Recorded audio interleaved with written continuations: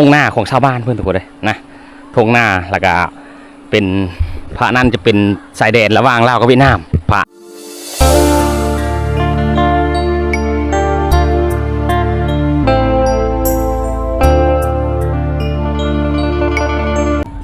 เอาสบายดีทุกคนสบายดี FC บ้าวทองสีคือเก้าหลังจากที่พายุผ่านไปทุกคนเลยนะเฮาก็ไม่รู้จักว่าพายุนี่สิหมดหรือยังทุกคนมื้อนี้ก็วันที่13ทุกคนเลยนะมื้อนี้บ้าวทองสีกับชีคอย่างเลาะเบิ้งวิธีชาวบ้านของพี่น้องพาบลูอยู่ในเขตชายแดนระหว่างลาวกับเวียดนามทุกคนเนื่องจากว่าระยะฝนตกติดต่อกันมาแต่วันที่1ทุกคนเลยนะมื้อนี้บ้าวทองสีก็ไม่ได้ไปถ่ายวิธีชาวบ้านทุกคนเบิ้งนะทุกคนมื้อนี้เป็นบรรยากาศยามสีแรงๆกับสีผ้าทุกคนเลาะเบิ้งวิถีชีวิตหรือว่า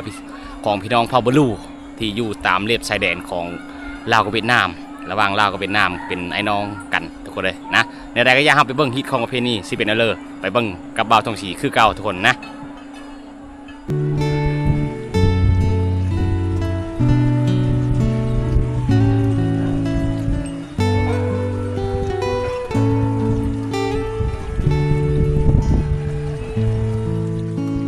เอาทุกคนเป็นบรรยากาศ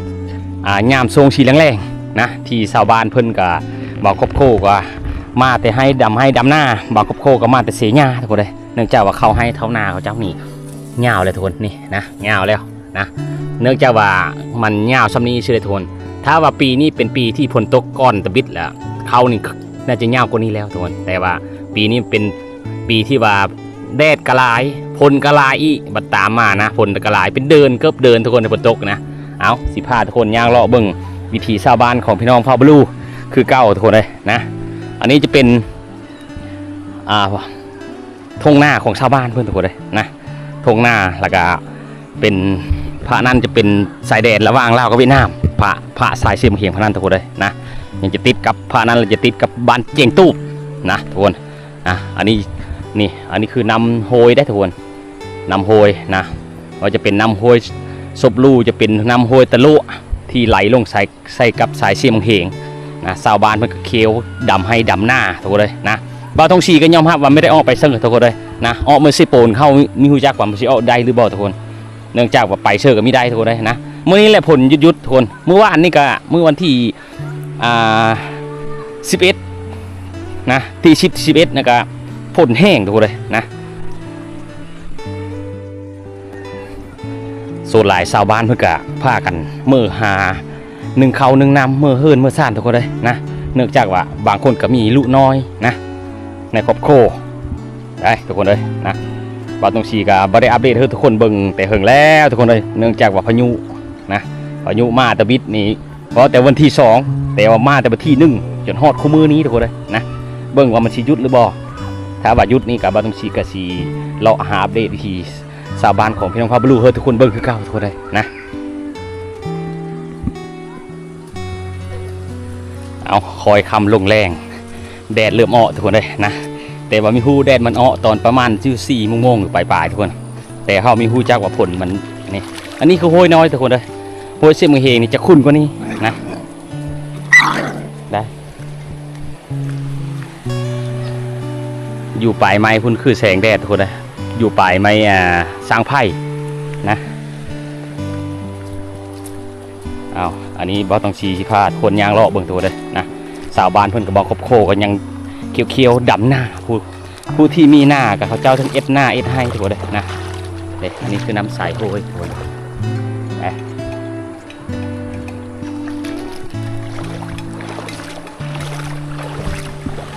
แต่ยูเคสนี้เป็นหมู่บ้านที่ติดระหว่างชายแดนลาวกับเวียดนามเขาจะตั้งถิ่นฐานเฮิรนอยู่แบบดังเดิมอยู่แบบตามสายเซ่ทุกคนนะอยู่แคมป์ห้วยนะเด็กโง่ชาวบ้านเพิ่นมีแต่ตัวตุยๆทุกคนเลยนะมีแต่ตัวใหญ่ๆนะเพิ่นจะพุปะไว้อยู่แถวนี้หลังจากนั้นขี้โง่เนี่ยมันจะไหลลงหน้าเพิ่นทุกคนเลยนะได้ทุกคนเลยนะ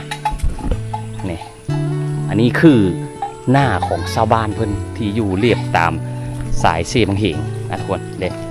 ส่วนลายมันก็เป็นผลที่ตกติดต่อกับลายมือมันก็เลยเข้าให้เข้าหน้านี่มันจะมีงามอยู่เลยนะ กติมันก็เป็นฝนตกลิ้นตลอดมันจะบ่ได้ขึ้นเขานี่บางตามันก็เป็นเขาที่ว่าคล้ายๆคือกับกระปูกินทุกคนนะเขาไม่รู้ว่าเพิ่นดำเอาหรือเพิ่นซักเอาทุกคนนี่เบิ่งน้ำบางทางนั้นยังมาอยู่ก็มีทุกคนแต่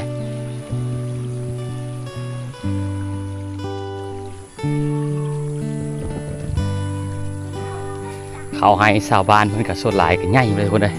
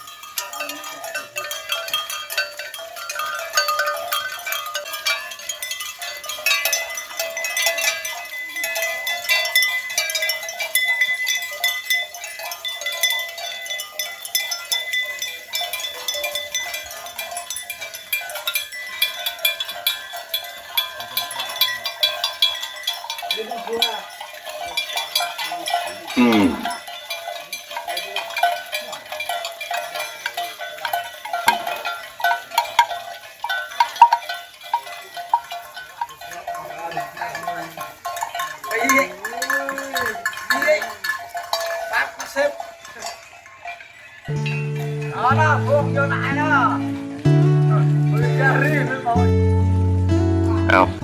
อันนี้คือหาเอนดอนเด้อทุกคนหาเอนดอนที่ชาวบ้านก็จะขุดเอามาตามผู้ตามผาเนี่ยอันนี้ได้อันนี้คือโลนึง 3,000 กีบนะเป็นเงินลาวฮอนโลนึง 3,000 กีบส่วนหลายกับชาวบ้านเพิ่นจะขายให้เวียดนามอันนี้ทุกคนขายให้เวียดนามนะอันนี้ละโตที่เขาไปเอ็ดอันหาไม้เอ็ดยาเป็ดยาหรือว่าเอาไปผ่านเขาเอ็ดบองเหล้าบางบอนนะตอนนี้นี่เพิ่นเอามาขุดในโซงนี้เป็นช่วงฤดูฝนที่ชาวบ้านเขามาขุดง่ายทุกเลยนะถ้าว่าเป็นย่ามแดดนี่มันจะแข็งดินแดดดินแข็งทุกเลยนะทุกคนสังเกตมันก็จะขุดนี่นะความยาวประมาณเมตรปลายนะขุดอันนี้นี่ถ้าเฮาขุดมีเป็นนี่หญ้าได้เอาเลยทุกเลย